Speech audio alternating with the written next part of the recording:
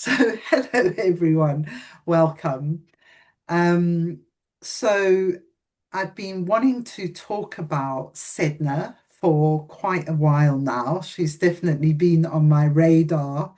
I've been feeling her watery vibes nearby, and I decided to invite Tina, who is an astrologer. We're friends from Canada, to just have a conversation about Sedna and her myth, how we personally resonate with that myth.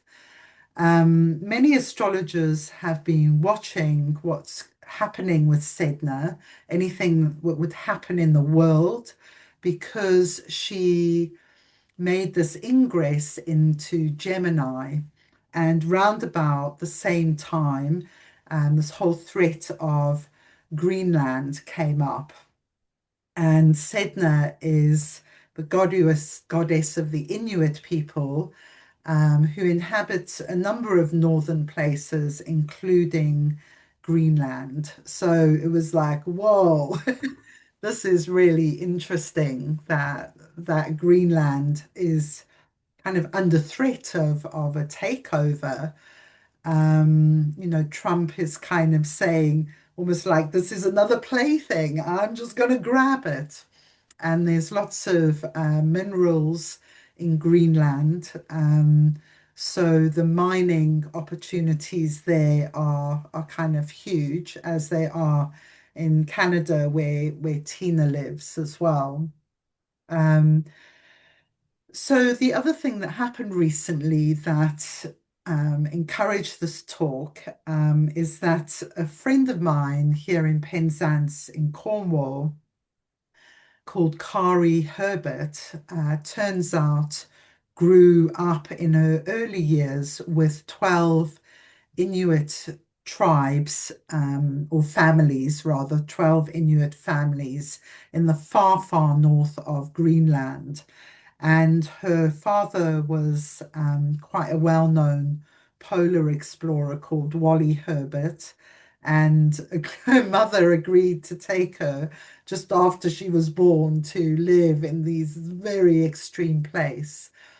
And so I feel actually having listened to her talk like this, she's got this very quiet, powerful way. And she talked, for example, about how the hunters would lie on the ice for like half an hour, and then they'd go, the walrus are up there a mile away, or there's a blizzard coming. So this incredible ability to listen to nature that comes from this, very living in this very challenging conditions.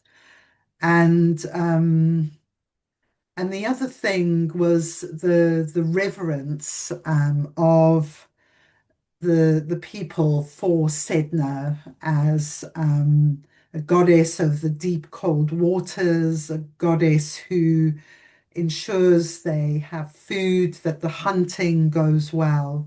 And as people rely almost entirely on hunting. It's like no plants growing Greenland. It's like really, really harsh. And I really got a sense of that harshness looking at the photos. Um, okay, I'm just going to go run through a just brief introduction to Sedna as a astrological object out there.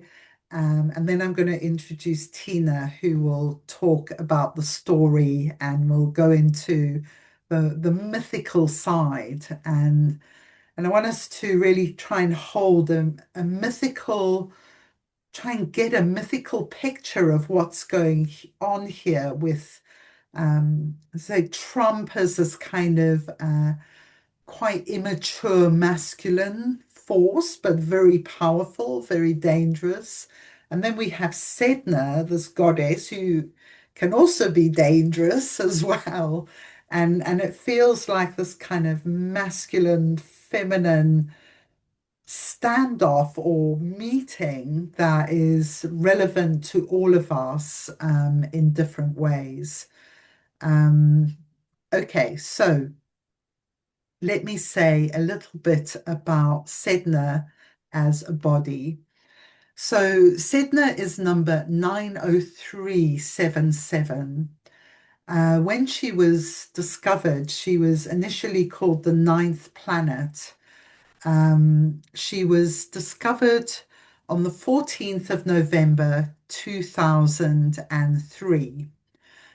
She was actually discovered in gene key 2 line 6, which I think is really amazing because gene key 2 is the pure yin hexagram, and the line 6 is like this big vision. So I feel Sedna's position that she was discovered tells her that she's telling us much more about the big vision of the divine feminine um, than just a myth about an Inuit goddess that of a tribe many of us will never even get close to meeting. So the astronomers who discovered Sedna, who were in California, named her Sedna because she's in a very, very cold, dark part of the solar system. And her existence challenged the very edges of what we thought we knew about the solar system. You know, for so many hundreds of years, Pluto had been the edge, and then suddenly a door opened, and Sedna was that door. So these objects, they can be known as Kuiper belt objects, Trans Neptunian objects, or Plotinos. So if you hear any of those terms, they're kind of interchangeable. And all the rest of these bodies being discovered are named for indigenous gods and goddesses. So they represent streams of indigenous wisdom returning now available to our consciousness. So currently, Sedna is at 0 degrees 45 minutes.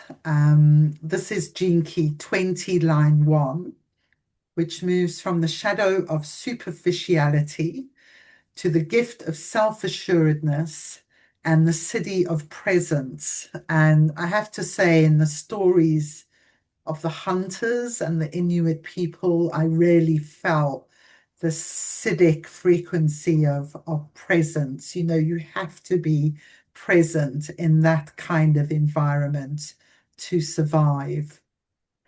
Uranus will enter Gemini again on the 26th of April. So it feels like a really important time to hold the story and to do our own inner transformations of the story as a way of, I hope, this is why I'm doing this. I feel a passion now to really speak um, for the Inuit people as an astrologer. So I'm not speaking for them in any other way, but as an astrologer who feels that this is really important. It's really important for all of us, not just for the people who live in Greenland, not just for the people in America, but for people all over the globe. And I hope by saying, you know, she opened this door to this new consciousness that you'll get a sense of why she is important to all of us. Okay, so with that, Tina, I'm going to hand over to you to share. There's many stories of Sedna. So Tina's going to share the one she's most familiar with. And I'll also say that, you know, if we ended up in Greenland and we told the Inuit our stories, they would probably be like, what? You know, what story is that? So different tribes have different stories.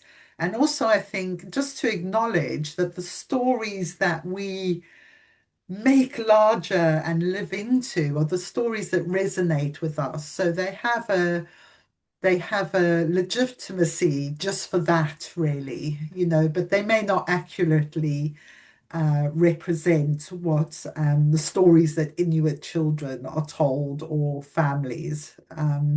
But we're going to go with what we know and what has inspired us and brought deep healing to us. So, Tina, over to you. Thank you. I'm hearing to add too, like her orbit is about 12,000 years, and she's approaching in the decades ahead the closest that she'll be to the sun. So there's something about her peeking in from the unconsciousness to reignite that part of ourselves. So as Allison said, there's many different stories, and I'll talk about two different things as I go through that's come up, which I think is a point of contemplation for us. So she is a daughter of an Inuit hunter, and her mother passed when she was younger, so it's just her and her father. And she is a little bit in her ways of what she wants and what she doesn't want. And her father is trying to help her say, you need to survive in this environment, and you need to have a husband, and you need to adhere to the rules of the society that helps you survive in this world. And so as she becomes older, she's very beautiful, and she has many suitors that come to seek her hand in marriage. And she is not interested in any of them. She turns them away, and her father is worried. And he knows he needs to help her find a husband, and also she needs to kind of be taught that she needs to stay in her lane, kind of thing, that she needs to understand that she can't just have this fantasy reality that she seems to be in. And he, in different stories, is a little bit more over. In some, he's not. He also knows he's getting older, and he cannot care for her the rest of her life. And then along comes this beautiful man, this hunter that has all of these attributes that seem important for a husband. And he is handsome. And of course, the father's like, pick him. And this is one of the points of the story that we can decide on, where there's deception, and one of them knows there's deception. But anyways, one of them is the father makes her marry him, and the other one is that she just goes willingly with this man. She is swept away into this far away island, away from her father, and she finds herself at first in a beautiful place, but then all of a sudden her husband leaves, and she finds herself like in this nest that is, tattered fish skins and everything around her, and she's cold. And her husband comes back, and she realizes he is a seabird, and he's a spirit, and he has deceived her and her father. So she reaches out to her father almost like telepathically, or her father receives these dreams that there's something happening to her daughter. So he goes to find her, and he crosses the waters to the island to find her. And she goes down and climbs down, and they're in the boat to escape this spirit that basically kidnapped her. And as they're leaving across the ocean back to the mainland, the spirit comes and demands that his wife be returned to him. And as that occurs, the father becomes very afraid because he realizes who this being is. And the the being says, I will create the waves and the wind will come up and I will turn you both over and you will fall into the depths of the ocean and die if you do not return her to me. So the father becomes afraid and pushes the Sedna out of the boat. And she hangs on to the boat, going, don't let me go. And the father is more afraid of the spirit than he is of the daughter staying with him. So this is another part of the story that you can see in two ways. In some parts of the story, her fingers are there and he tries to like bang her hands with the paddles off and she doesn't budge. So to save himself, he cuts her fingers off and she falls into the ocean. In another story, she realizes that the father's not going to protect her. And she has this, mad spirit of a seabird that is wanting to be her husband. And she realizes this is not good for me. So her fingers freeze to the boat and she breaks her fingers and falls into the ocean. And then the story goes that she falls all the way deep into the ocean. And the other important thing is her fingers become seals, which I think is interesting because the seal in the dream arc is Gene Key 55, which is freedom. So there's that aspect of being freed from something. But she then goes into the depths and creates this kingdom in this cold darkness of the Arctic Ocean. And she becomes like the mother of all the sea creatures, the whales, and the walruses and the seals. And she becomes the protector of these animals, which then comes into the part where the hunters need to work with her to have good hunt, like to feed their families. But there's this powerful myth where she lets go of the world above and the way that she was told she needed to be, the life that she was given, that she had to fall in line to. And she chooses to create her own life and creates this mythical, almost fantasy world below into the depths of the cold ocean and regains her like the feminine power of who she actually is and becomes sovereign in her own nature. And that's the story that I love about her.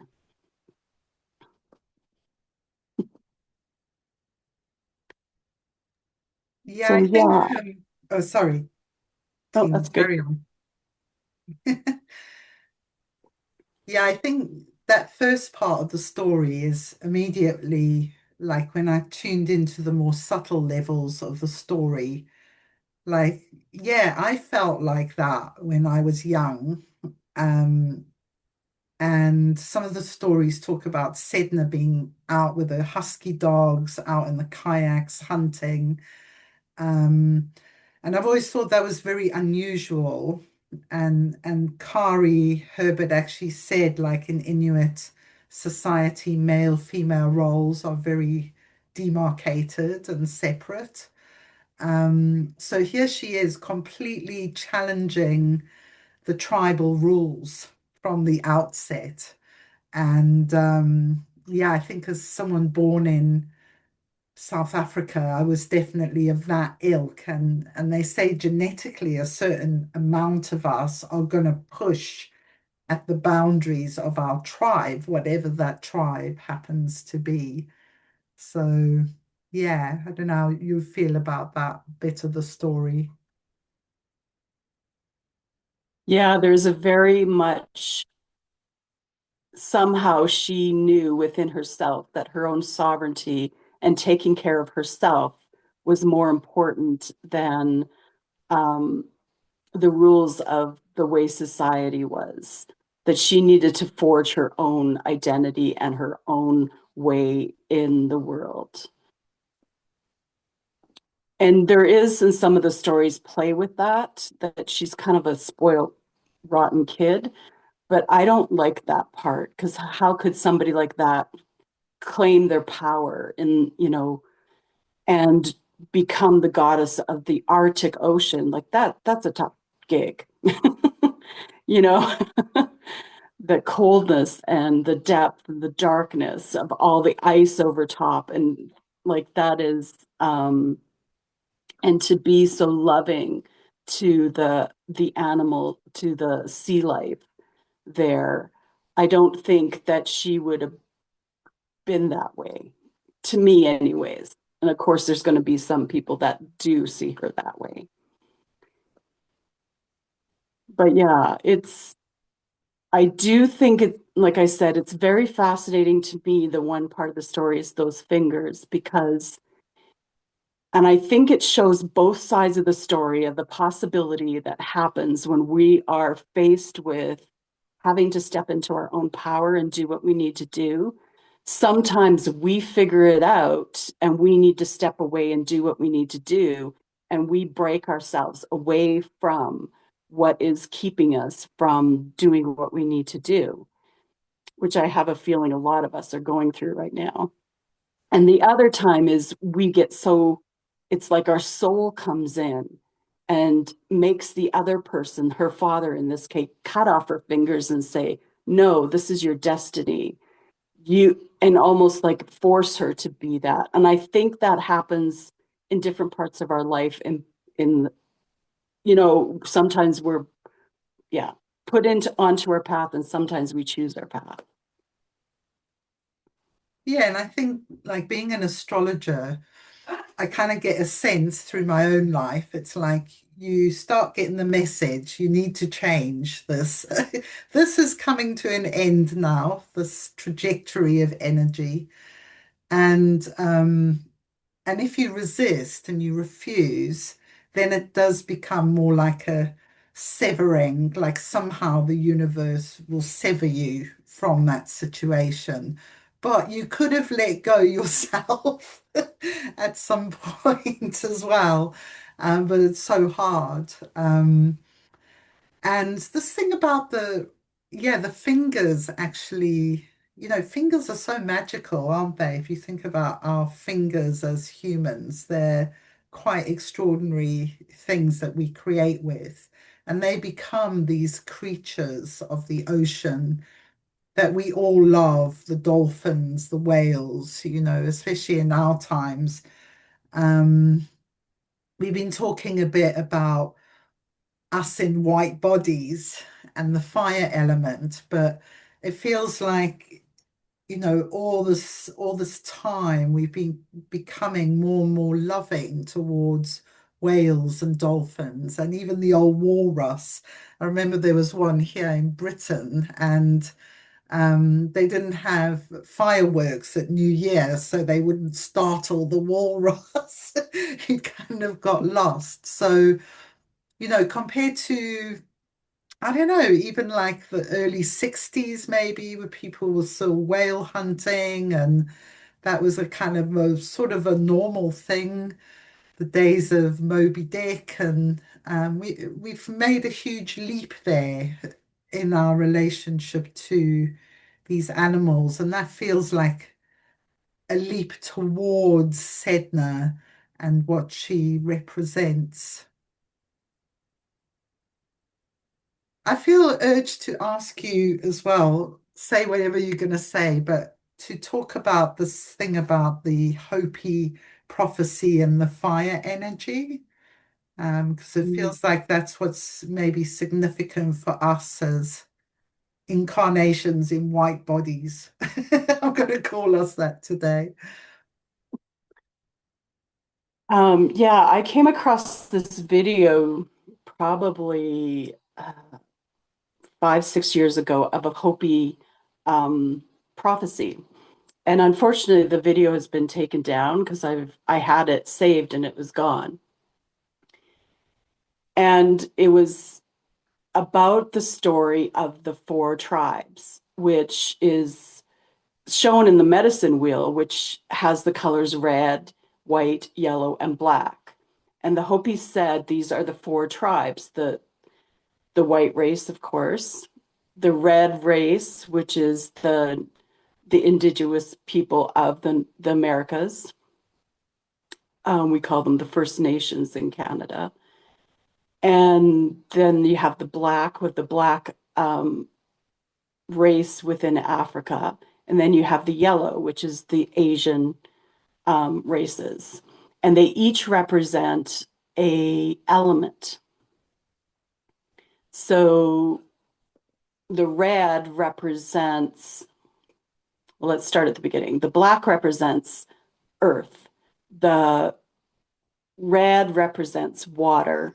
And the yellow represents air. And the white represents spirit or fire.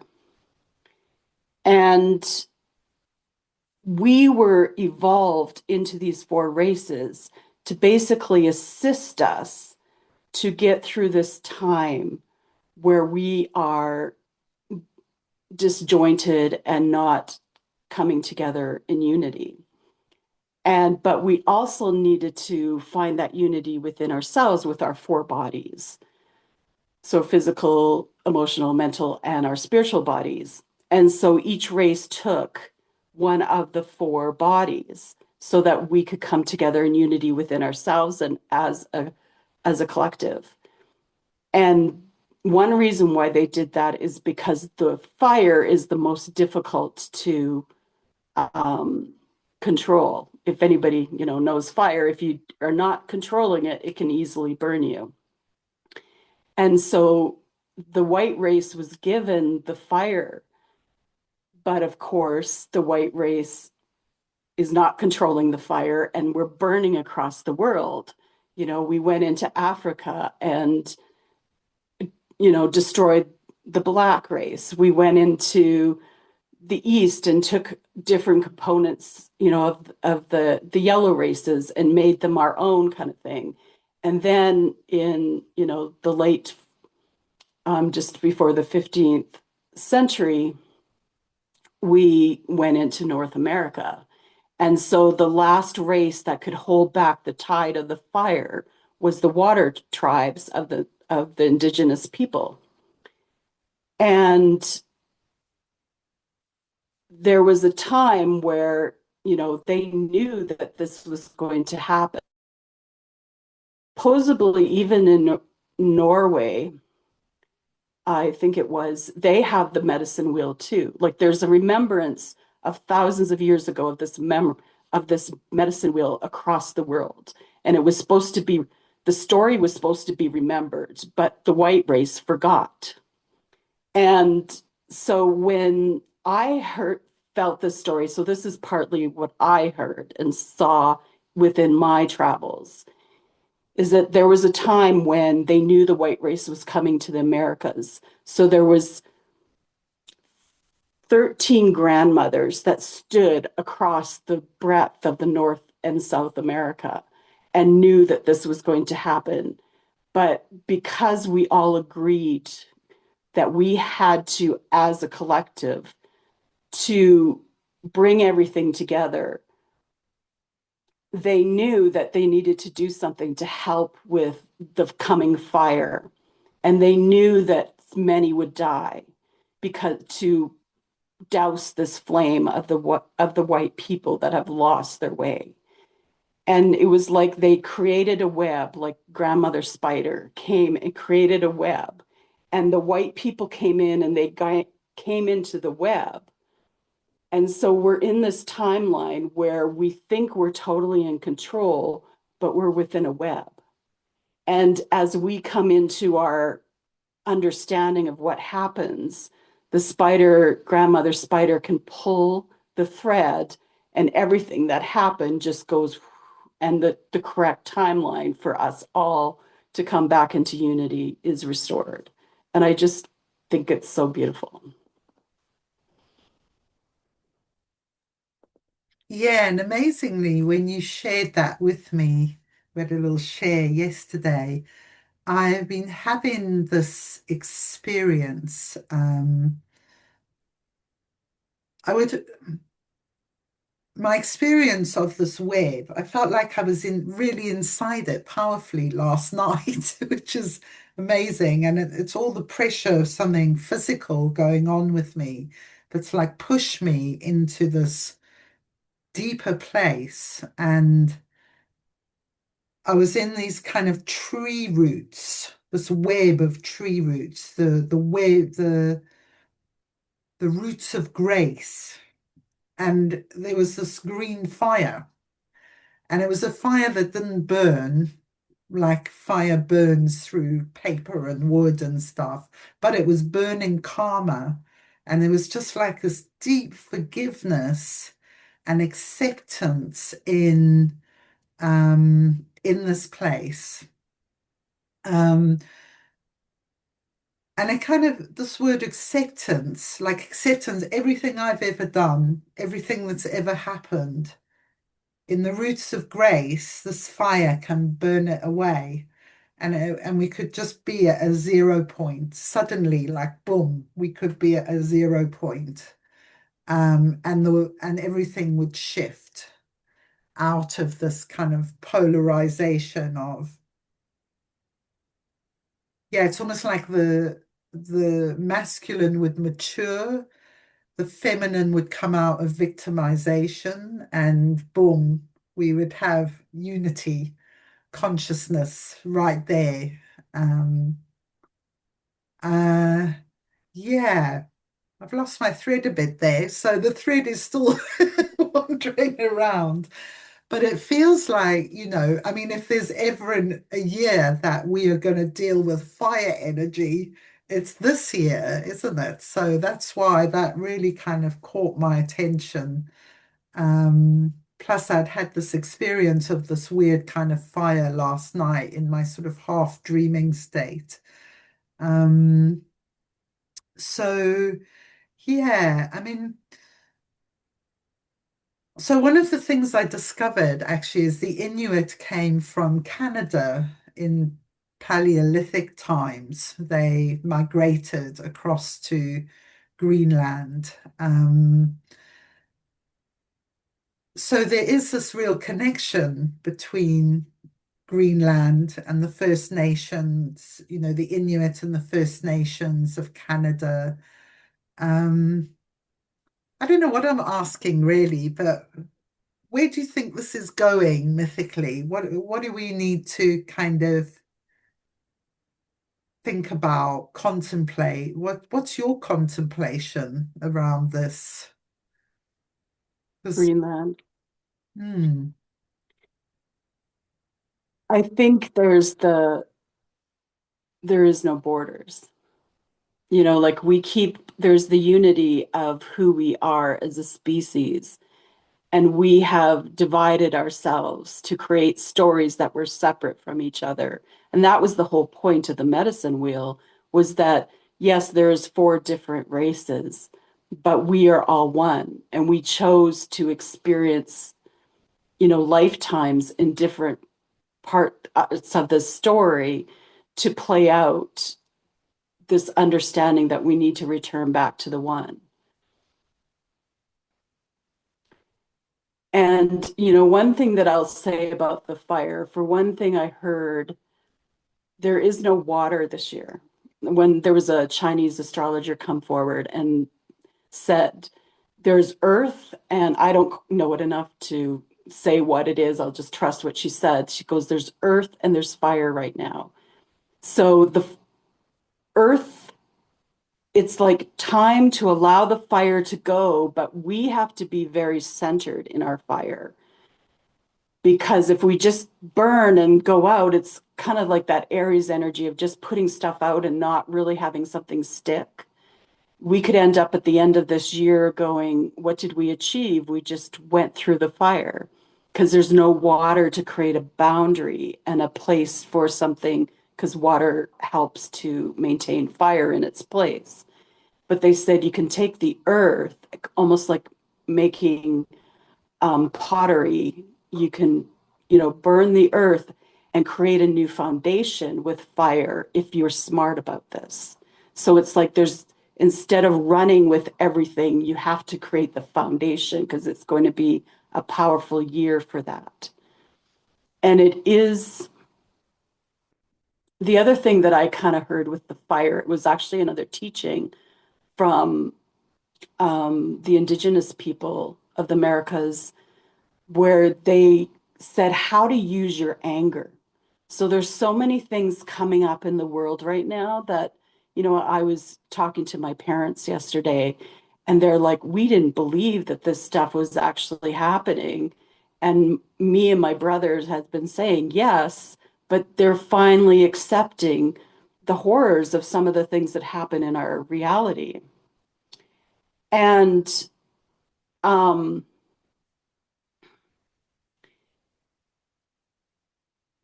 one of the practices they had when they're angry about something is they don't just, like even me spiritually has been taught, you breathe through your anger, you let it, come. And they said, no, use it.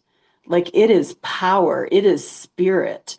So it's like you use that anger that's coming up with you, because usually an anger means that there's been a boundary issue happening. And they said, that's the transformation. The only thing that transforms us between the different levels of ourselves is fire because it moves us. So they said, take the anger, feel it, bring it through you, let it burn you, let it transform and ignite you. And then once that happens, then you let it go and breathe out and let it subside, and then you take action. So you allow it to burn what's within you that needs to be burned. And yeah, it's like even I've been talking, and I don't have it in front of me, but the Sabian symbol for 0 degrees Aries, because it's coming from Pisces into Aries, the fire, water from the fire, which, again, is it's about a woman coming up from the depth of the ocean, talk about Sedna, and coming out onto the land and bringing everything, that whole Piscean energy of imagination and Neptune, that and possibility of what we can create, and then standing on the earth with the fire and transforming and creating what we need to do. And that's basically that conjunction between Saturn, the structures, and the imagination and the higher realms of Neptune, where we're taking everything that we've wanted for so long with all the work that we've been doing and really learning to ground that in. And I think, all the work that we've done, there was a mention about the water. The world outside's going to have the fire, but we've done enough work to know our own inner water. So that helps us to control our fire and do what we need to do in the world. Yeah, so someone just posted in the chat, Aries 1 is a woman rises out of water, a seal rises and embraces.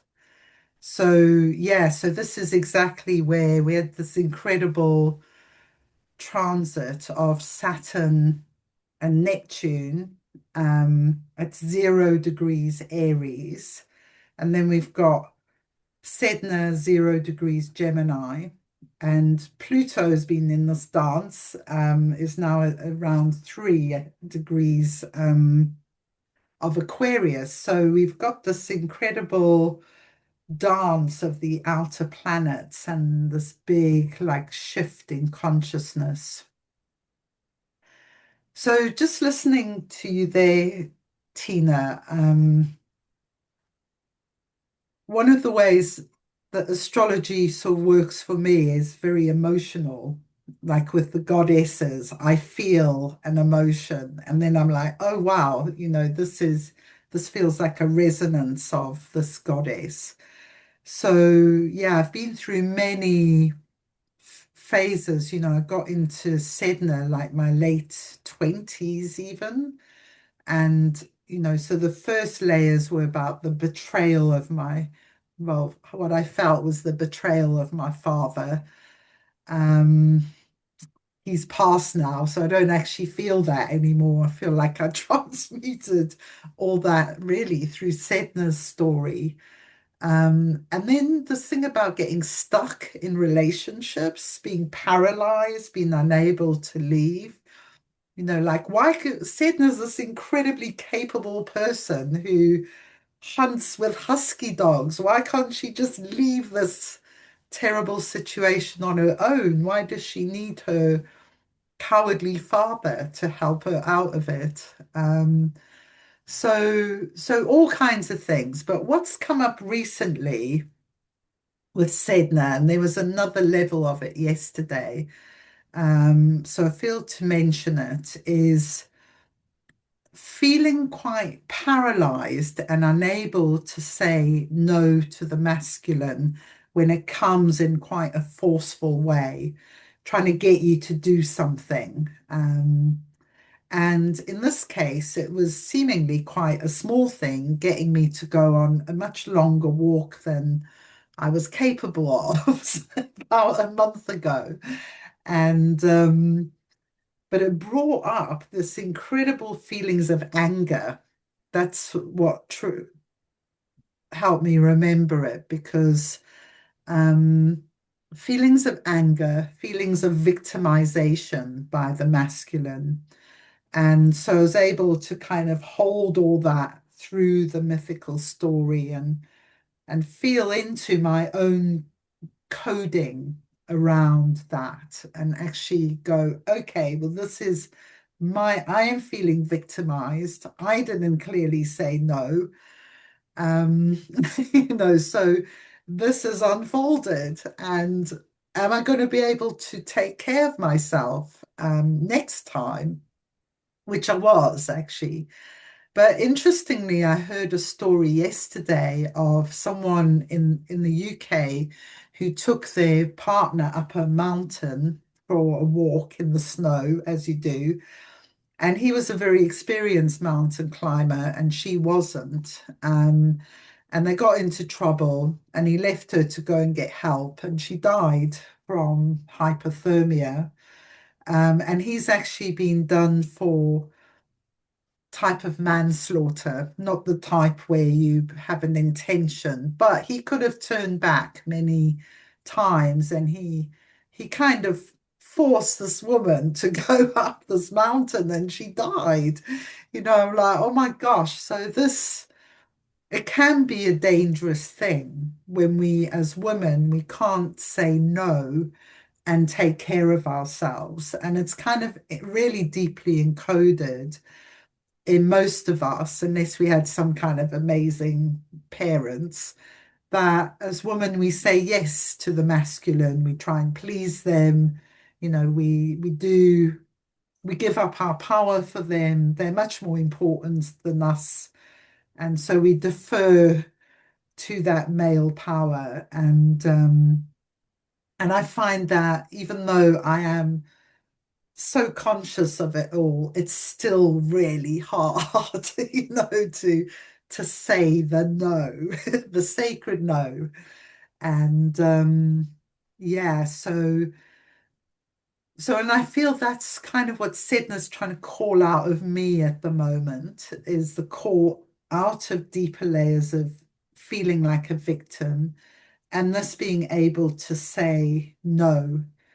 Um, my body is my territory and I'm going to take care of it. And through that incredible power of sovereignty to actually push back the forcefulness, because in this case, the forcefulness wasn't even meant, it was just a kind of male female thing playing out between us. And once it comes to the surface and is understood, it's like, oh wow, were we really playing out that old story? But yes, we were. So it's like catching the masculine, feminine coding. So it really feels like Sedna is like an awakener to the equality inherent in the Aquarian age for me, and also the return of indigenous wisdom. You know, she opened the door to unitary consciousness. So Pluto was demoted to a dwarf planet because of her discovery. So Pluto represents this kind of aggressive male energy, kind of had to shift. You know, Pluto had to shift because of Sedna. Um, and I wonder if Trump will have to shift because of Iceland and Sedna. And we could play a part in that story, I feel. So yeah, over to you, Tina. Yeah, I keep returning back to that Sedna has been away from the sun and our knowledge for 12,000 years. She went into the depths of our solar system and everything that she picked up in that way. And think of what humanity has been through in that time. You know, that's back to the Ice Age, basically. And all it's like she's coming back in and saying, remember who you are as a woman after this time where the feminine spirituality even was taken from us, the power of the goddesses, all of these things that became more masculine. And there was something that I noted about a week ago, listening to this man talk about all the spiritual texts. Like he was going through Buddhism, Hebrew, you know, like it wasn't just like one religion, but he, as he was speaking, he was kind of poo-pooing, you know, the lighter side of spirituality that often women feel, like the you know, the flow of the clothing, the dance, the everything, and he was more into the book. And I said to him, you know, but you're only studying the words that were written by men about what spirituality is. You forgot the woman's point of view and how we dance with spirit. And that has been taken from us in this time. And I feel it's almost like I feel Sedna coming up through me saying, there is so much more that we're missing out of our dance with life and with the power, you know, the masculine power, the power of the feminine. And like you said, as the feminine comes in, this masculine power is suddenly going to realize, oh, like she's not to be, you know, dismissed anymore. She's coming up and she is coming up through us. And standing in that sovereignty and saying, no, like we're not doing this anymore. I really do feel Sedna is a very strong uh, component of helping us do that.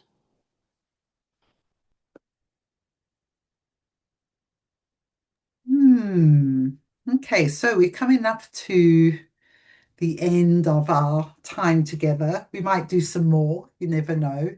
And my friend Kari Herbert is probably going to come on and do a non-astrological session, but just talk about her amazing experiences.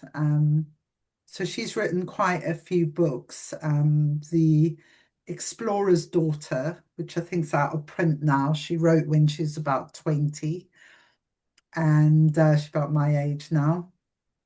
And The Heart of the Hero, which is about her mother is one of the women in it, but a number of women who supported polar explorers. I have to say, I'm glad I'm not one of those women. It sounds incredibly stressful. But her mum actually became a shamanic healer through the stressful experience of supporting her husband in this very dangerous exploits that he was like driven to do. Um, So yeah, thank you everyone who's been here, and I hope you'll take away elements of the story that have resonated with you.